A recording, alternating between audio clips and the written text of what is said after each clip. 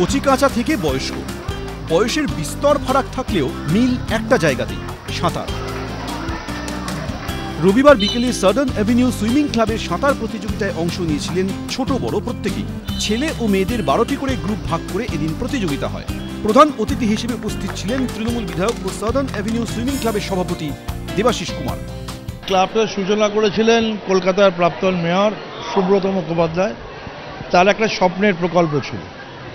তো সুব্রতদা আজকে আমাদের মধ্যে নেই, কিন্তু অভিক দ্বারা যেভাবে এটাকে চালাচ্ছেন তার জন্য আমি ধন্যবাদ জানাবো। এবং সবথেকে বড় কথা, সুব্রতদা যেটা চিন্তা করেছিলেন বা ভাবনায় ছিল যে অনেক মানুষ এখানে আসবেন, সেটা সত্যি পরিণত হয়েছে। আজকে যারা এখানে পার্টিসিপেন্ট, যারা অভিভাবক, তাদের সকলকে আমার কৃতজ্ঞতা যে তারা আমাদের ওপর আস্থা রাখেন বলে। 2004 সালে সাদার্ন অ্যাভিনিউ সুইমিং ক্লাব তৈরি করেছিলেন রাজ্যের প্রাক্তন মন্ত্রী প্রয়াত সুব্রত মুখোপাধ্যায়। তাকে উৎসর্গ করে প্রতি বছরই এই প্রতিযোগিতার আয়োজন করে ক্লাব কর্তৃপক্ষ। এদিনের প্রতিযোগিতায় জয়ীদের 23শে জানুয়ারি ক্লাবের বার্ষিক পুরস্কার বিতরণী অনুষ্ঠানে পুরস্কৃত করা হবে।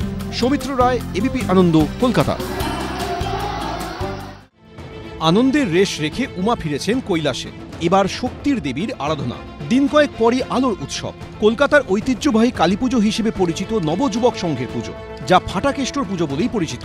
এই পুজো বরাবরই চর্চায় থাকে। এবারে অবশ্য সেই চর্চা শুরু হয়েছে পুজোর আগে থেকে। কারণ এতদিন যে মূর্তি দেখতে অভ্যস্ত ছিল শহরবাসী, এবার সেই রূপ বদলেছে। সৌজন্যে প্রতিমা শিল্পীর বদল। 68 বছরে পড়া এই পুজোয় এবার প্রতিমা নির্মাণ করছেন শিল্পী মিন্টু পাল। এতদিন এই দায়িত্ব সামলেছেন শিল্পী মাধব পাল ও তার পরিবারের সদস্যরা। আমার স্ট্রিটের নবযুবক সংঘের পুজো বা ফাটাকেষ্টর পুজো বলেই যার পরিচিতি। অনেকের বক্তব্য, এবছর মূর্তি অন্যান্য বছরের থেকে একটু আলাদা হয়েছে। তবে শিল্পী হচ্ছেন মিন্টু পাল। মিন্টু পাল এবছরেই প্রথম এই কালী মূর্তি গড়েছেন। মাতৃমূর্তির উচ্চতা, গড়ন ও রং বদলেছে, যা নিয়ে জোর চর্চা চলছে। মানুষ এক জিনিস দেখে এসছে, সেই জিনিসটা তো লোকে ভুলতে পারে না। সেইটাকে রেখে আমি আমার কিছু ঘরানার ওর মধ্যে দিয়ে সেই একটা নতুন সৃষ্টি করেছি, যা হয়তো মানুষের এখন ভালো লাগছে, কিছু মানুষের নাও লাগতে পারে, কিন্তু আমি একটা চ্যালেঞ্জের সাথেই কাজটা করেছি। 34 বছর ধরে করে আসা ফাটাকেষ্টর পুজোর ব্যাটন ছেড়েছেন। তবে অন্যান্য প্রতিমা গড়তে ব্যস্ত শিল্পী মাধব পাল। কালীর উপর একটা নিশ্চয় বুঝতে পারছেন যে আমার একটা ধ্যান ধারণা আছে, তো এই কারণে। আর ওরা হয়তো ভেবেছে নতুন জায়গায় গেলে নতুনত্ব কিছু হবে, হতেই পারে।